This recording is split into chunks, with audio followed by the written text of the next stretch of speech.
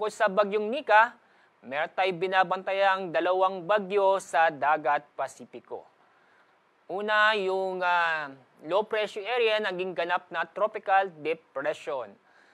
Ang layo nito sa ating kalupaan ay nasa 1,685 kilometers silangan ng Visayas. Ang lakas ng hangin malapit sa gitna nito ay nasa 45 kilometers per hour at ang pagbugso ay nasa 55 kilometers per hour. Ang kanyang paggalaw ay inaasang sa direksyong west-northwest o January pakanluran sa bilis na 35 kilometers per hour. Itong tropical depression ay may posibilidad na pumasok sa ating Philippine Area of Responsibility ngayong linggo.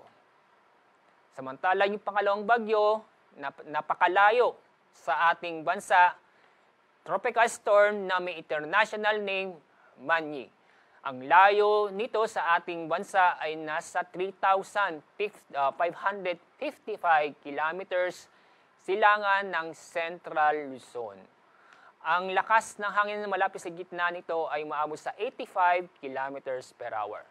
Sa ngayon, malabong pumasok sa ating Philippine Area of Responsibility. Ang susunod pong pangalan na bagyo after ni Nika ay Ophel.